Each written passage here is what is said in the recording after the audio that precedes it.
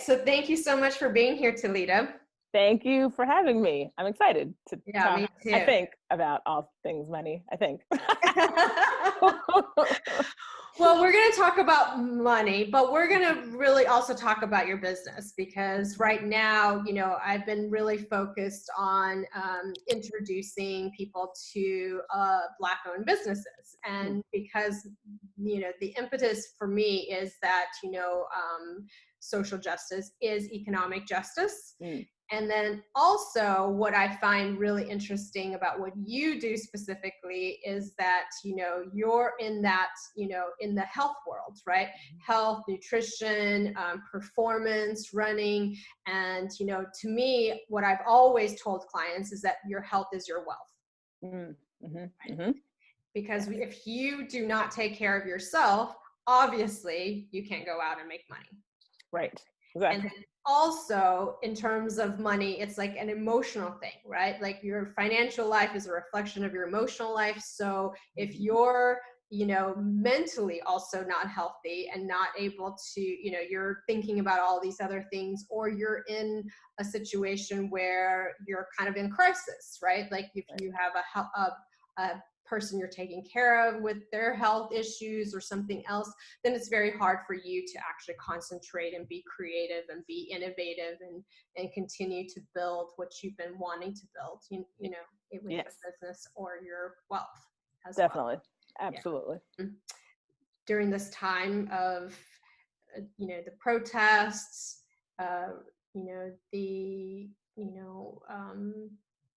basically a very huge social change in our nation's history. What have you been thinking about talking about?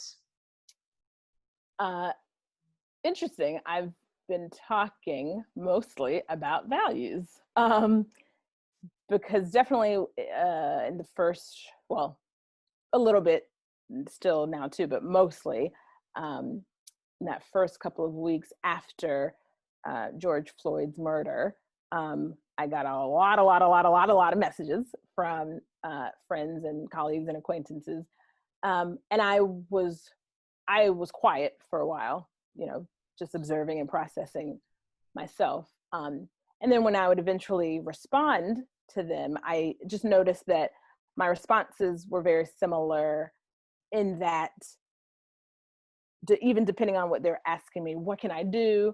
I'm here to learn. I'm here to fight this, all of those things. But I knew that, well, it's not my job to teach them, but my responsibility in this moment is to continue to give in the way that I give, or serve in the way that I serve. And if you truly want to make a change, if you truly want to contribute to that change, then it's about those values too. Like, sit and think about what is truly valuable to you, who you are to your core. Think about what your strengths are, because also in this moment, in any time in the world, but also in this moment, we need all of the roles. We need all types of people. So what are your strengths, so that you can go after whatever your goal is in all of this? You can go after that using your strengths while being grounded in your values. Because again, if there's not a bigger value to you, if that's not aligned, then all of this performative allyship, all of this, the rah-rah of right now and all of the protesting will mean nothing, because it won't last. It won't be sustainable, because it didn't come from somewhere deeper in you. You just feel like you have to react, as opposed to taking the moment to respond instead of reacting. So that's what I've been talking about a lot more. And then when you do all that work, then you can come to an informed decision of how you want to contribute. And it will feel good to you, and it will also happen, I don't want to say easily, like there's nothing easy about this, but you'll be more in flow when you do it. Like, you might not be a protester. That's okay. You don't have to be out in the streets. Maybe you do things in a different way. So don't feel like, oh, because these people are doing this thing, I have to do that. Mm-mm. Evaluate your values and your strengths, and then proceed accordingly. Now, you and I both are very much about core values, and explain to me how you work with core values. If you are stuck with a certain ailment or a certain injury, or your body is not free, you're not free to use your body the way you want to, if you aren't taking care of it. So that in itself, your health, the state of your health, is what is dictating to you what you are able to do and not do. So that doesn't give you a lot of choice. If I'm, have heart disease, or if I'm borderline diabetic, right away that tells me, well, you can't eat XYZ because of this thing. So there eliminates some choice there, eliminates freedom in that way. And then the relationship, or loyalty, you said, I always flip it back, loyalty and love too. And this idea of relationships, we're able to do that more with others when we have a great relationship with ourselves. And a piece of that, nurturing that relationship to yourself, being loyal to yourself, is respecting your body by what you're putting into it, nourishing your body because you're nurturing that relationship. So that's what jumps out at me right away. And then of course I could dig deeper into that, but those are the things that jump out right away with your values, and why a consistent practice of physical fitness and setting up foundational habits of your nutrition would be important to you. Now, of course, the values and the goals would also dictate how strict you want to get with those things, but just having that base foundation of both your physical fitness and your nutrition can absolutely be aligned with those values. I love that. And one of the other things that we have in common is that we're both plant-based. Yes. And a lot of times people find that surprising with athletes, right? Mm-hmm. You're an athlete. So what made you want to go plant-based? Even though performance is such a focus of mine, I don't want it to be at the cost of long-term health. And so a lot of studies, of course, show that, some of the people and cultures in the world that have longer or higher longevity are those who eat, pretty plant-based regimen. And lots of athletes have been, seeing tremendous gains from strength gains, feeling lighter on their feet, more energy.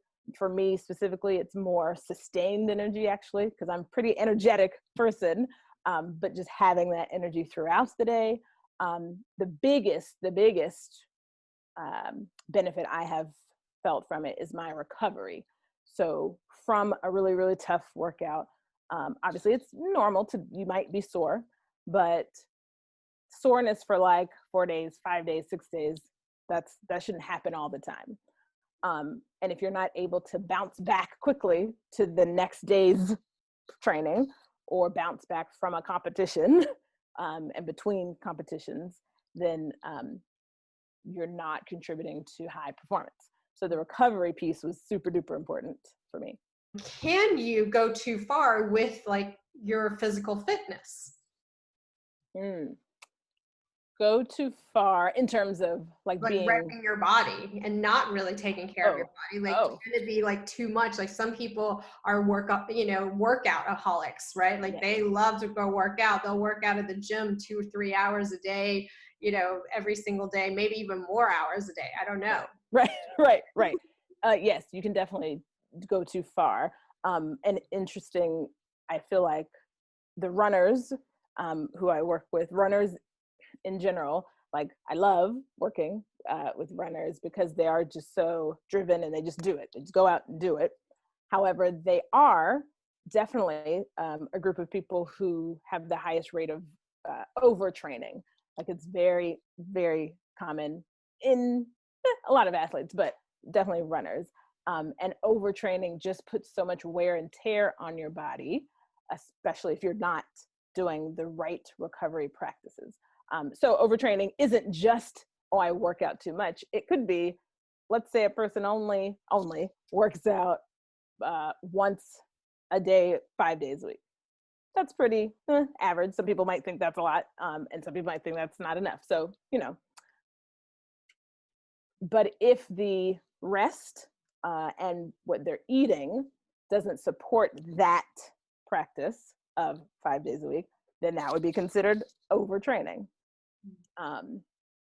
It's essentially under recovering. But yes, you can absolutely go too far.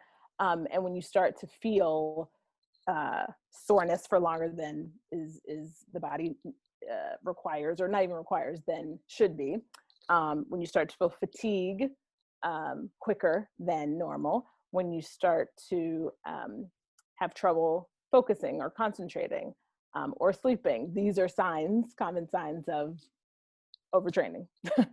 Is that why it's important to work with a coach?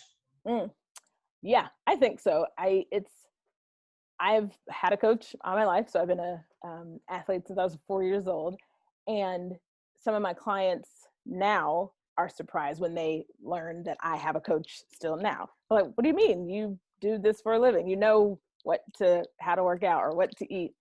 But I have a specific goal. So yeah, I could make my own workouts. I could, design, my own food regimen. But because I have this very specific goal, it is important to be guided in the right way by another coach, and to make sure that I'm not missing anything. Because just because I know this area, I know these things, doesn't mean I won't miss something. So that piece is there, whether it be knowledge, experience from that coach, but also another set of eyes on my body, on me. Because sometimes at practice, I'm a track and field athlete. So sometimes at track practice, we'll do a set of whatever the run is, and like, oh, that felt good. That felt fast. And the coach is looking at the time, well, it wasn't. Or, or the opposite, where I was like, oh, that was so slow or heavy or sluggish or whatever I felt. And then coach is like, well, that was your fastest time today, So it's your body, being in tune with your body, and, knowing how you feel is important, of course. And it often doesn't lie to a certain extent, but having that other set of eyes, another perspective to make it objective and not subjective based on just how you feel, is very helpful, very helpful. And of course, accountability, if I didn't mention that already, because as ambitious as I am, as driven as I am, as self-motivated as I am, there are definitely days where I get up like, I really do not feel like working out. I really don't want to go to practice. Wow. That's surprising to me. Oh yeah, there are definitely those days. And that's those days where I have to remind myself, well, for one, coach is going to be at the track at this time, so obviously you got to be there. But two, I have to remind myself, okay, why do I want to do this again? What's my bigger goal? And why do I have that goal? Oh, right. And then, so that's the other reason having goals are important. Understanding and knowing your core values is important, so that your decisions are based with those things in mind. Yeah. One thing I'll add to that is, I've spoke about this I think in my Facebook group one day, about this mindset piece. Motivation and inspiration will not always be there. Just won't. So again, even though I'm ambitious and driven and, I have goals, me being self-motivated, motivation won't always be there. And you being inspired by, oh my God, when you watch, some amazing athlete story, and that inspires you to, go out and have your best workout or go out and set a bigger goal. That inspiration, though, will not always be there on a daily basis. And that's why it's important to set those habits, those non-negotiables, those bare minimums in your life. And that's what athletes do. That's what high performance business owners do. There's baseline habits they have in place that happen no matter what, so that, when that inspiration or motivation isn't there, it's just automatic because the habit has been set. So you do it anyway. And then maybe the day where inspiration and motivation is there, then you do that thing with even more, bigger energy. Fantastic. But at least the habit was there. That's really good. One thing that I found while working with you was sort of figuring out some mental blocks, right? And although I'm a coach, to me, it's so important to have other coaches because sometimes you can't see your own blocks. Most of the time you can't see your own blocks. It's very Right. hard, right? Right. So, how much of the mindset work do you do and working with your clients? A lot, and probably more than they would like, because some people, like your example, would be like, oh my God, Tilita, why are you getting so deep? All I want to do is get in shape, or all I want to do is train for a 5K, or all I want to do is whatever. But for one, it isn't all I want to do. So already right there, they've judged whatever their goal is. If you've set this goal, it clearly is important to you for some reason. So I'm wanting to find out those deeper reasons, so that I know how to best coach you, so that I know the best approach to creating your program, so that you know why am I doing this, what's important about it, and so that you will make sure you do the things it takes for that goal once you understand why. Because you will easily find a way to get out of doing those things that it takes if it's not aligned with a value, if it's not important to you. Like it can't come from someone else telling you, oh, you should work out. Oh, you need to, like a doctor saying, oh, yeah, it might make sense. Like, oh, you have hypertension, so it's probably a good idea if you lose 30 pounds, whatever it is. That might sound logical, but it still came from someone else telling you. And now you have that information. You still have to go within to figure out, all right, is it important enough for me to shift some things? So you have to do introspective work in that way. 100%. 100%. And then for the people who want to lose weight, right? Which is a huge goal for a lot of people. I mean, for whatever reason, right? Like because maybe they are diabetic or pre-diabetic, hypertension, all of those things, their doctors are saying, you should lose weight. Yep. What do you think is like the best method? Because for me, like, even equating it to money and budgets, right? Like I equate budgeting to the same thing as dieting, right? Like it may work for a couple of months, but then eventually you're going to just give up on it because Right. it's just too much to kind of keep doing, right? So what is your take on diets and those? Yes. And it's, yes, those two words, which it was so great when you spoke about that. I think you were speaking, when you spoke about that, when you're interviewed with Elise and talking about diet and budget, they both have that restrictive energy around it.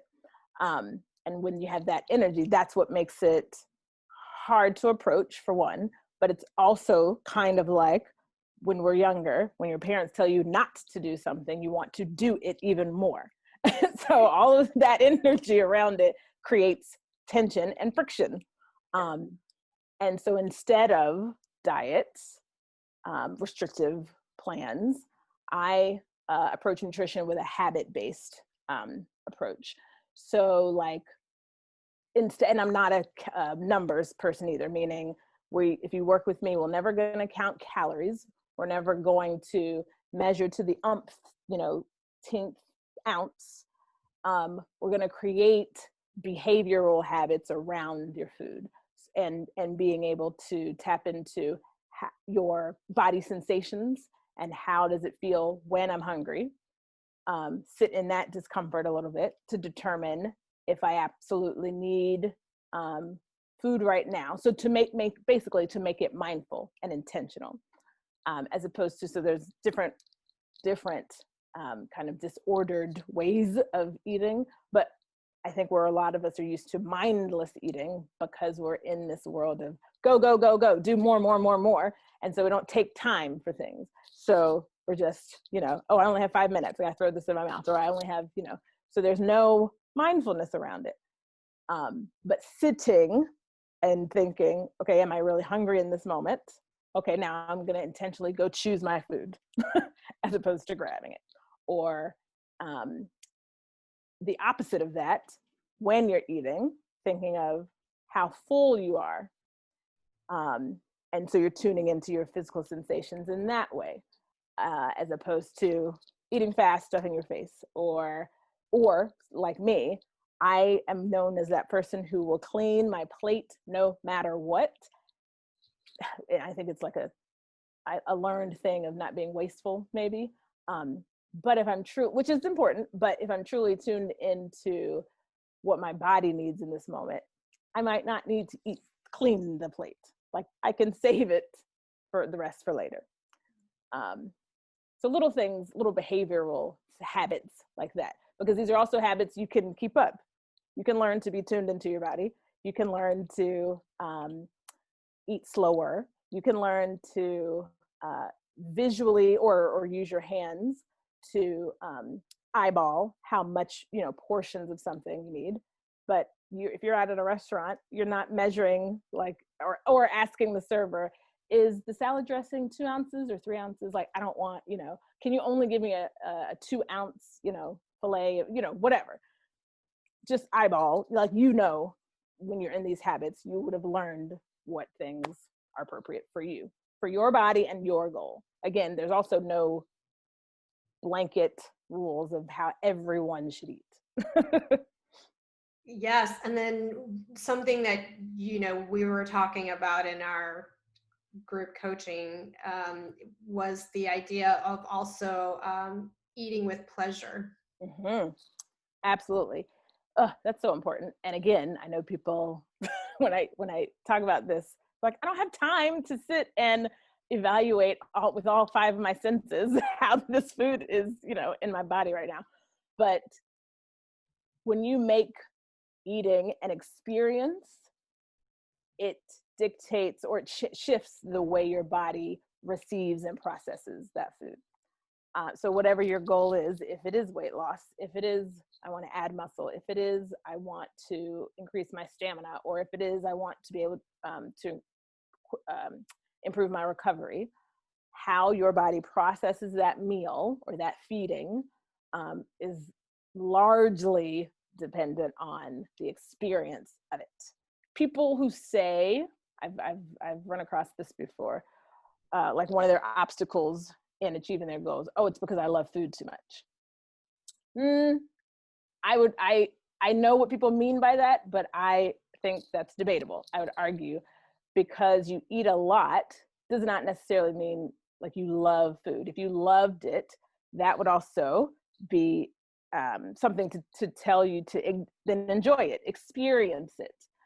So a trick that I shouldn't call it a trick. I don't like to use trick, a exercise that we use. Let's say chocolate chip cookies are the thing that you just, I'm addicted to. I, have to have it. I can't give it up. But I love chocolate chips, so much. Okay. You can have the chocolate chips or the chocolate chip cookies. I mean, and I've had a client say, wait, what do you mean? You're teaching me good nutrition. Why are you telling me I can have the chocolate chips? You can have chocolate chip cookies. You can have them as long as you eat them slowly and enjoy every bite and take, 20 minutes to eat them. She does it, comes back, or actually, I don't even think she waited until I saw her again. She sent me a message right away. She was like, oh, you tricker, or the trickery, or whatever she said. She's like, oh, you're good. I was like, what are you talking about? The thing was, I guarantee, she used to tell me I could eat like 2 whole sleeves or the whole package of whatever the kind of chocolate chip cookies she would get. And basically, I knew she would not be able to eat the entire package if she ate it that way that I told her to eat it. So already, you're by doing it that way, she didn't have to count how many calories each cookie had. She didn't have to only tell herself, don't eat more than 2. Like she didn't have to, put some rule. I said, eat as many as you want, as long as you eat it slowly. And if you truly love food, like it wasn't enjoyable after a while. If you eat chocolate chip cookies very slowly, you're not going to eat 5. You're not going to enjoy it. It's like you get out of it what you wanted to get out of it. You don't need 10 of them. Anyway, that was a long explanation to your. Great. It's great because it is all about mindfulness. It's about being conscious of what you're doing. And then it just reminds me of that. I think there was a study or somebody talked about this with, and you and I talked about it, like that, that's why there are like these people who live to be 90, 100 years old, but they're still smoking or drinking whiskey. And it's, it's mostly because they're really taking that moment to savor whatever they're doing. It's more of an enjoyment thing. Yes. They're not doing it to an excess. Yes. So it's just, the enjoyment of it actually increases, something inside your body and mind to not process it in the same way as something bad, right? Right. As something bad or as something addictive, because they, the studies that show the addiction to sugar stimulates the same part of the brain as cocaine, or like it's the same. So if you, I don't think, I can't speak to cocaine. I've never done it, but I was going to say, I don't think that there's a truly an enjoyable process that, that people have with, snorting cocaine. I think well, especially when you get to the addictive part of it, there's no enjoyable process. It just is, but the same with food. So yeah, teaching yourself or practicing that habit will also, like you say, get that response to it, not in the bad way and not in the addictive way. You're now doing a challenge for people, or you're doing your own challenge of giving away 60 coaching sessions in 60 days. Yes, in 60 days. Why are you doing this challenge, first of all? Perhaps I can offer some sort of clarity or some sort of reprieve for a moment, like step out of that, get back to yourself. And it's not, someone said, well, I felt like it's selfish to be focused on my, arbitrary goals right now when there's a bigger cause out there. Okay, yet again, if you don't take care of yourself though, you won't be fit, or you won't be primed or able to do whatever you think needs to be done. So it has to start with you. Take care of you, keep moving towards whatever goals you have, and then move forward with helping and contributing in that bigger way. But it won't be a bigger way if you're not attentive to yourself. So that is part of where all of that came from, me offering these sessions. And also I needed some connection. I wanted to meet new people and connect with people too. So yeah, it has definitely served me in that way, and getting my mind off of one of the things that was taking up mental space for me during the pandemic was the cancellation or postponement of Tokyo 2020 Olympic trials, because that was what I have been training for. So yeah, that took the wind out of my sails, so to speak. And so offering this in that way has also, made me feel, put my energy towards something good and get my mind off of that. 100%. And how do people find you if they want to work with you or take advantage of one of these free sessions? Yes, definitely. Okay, so what's the easiest way? Well, I am Tilita on Instagram. You can go there, and then you can email me for this particular strategy session giveaway. My email, tl@tilitafied.com. So that's TILITAFIED.com. And just put, what Katie Chin Mazzara as your referral, and just say where you found out about this, and yeah, that you'd like to take advantage. It's an hour, or well, it's allotted up to an hour. You don't have to take a full hour. But yeah, getting to know your goals and kind of diving deep into why these goals are important to you, and then seeing if we can get an action plan or help you take next steps towards that goal. So that's what that strategy session is all about. Perfect. Thank you. Thanks so Thank much, you. Tilita. Thank you. This is great.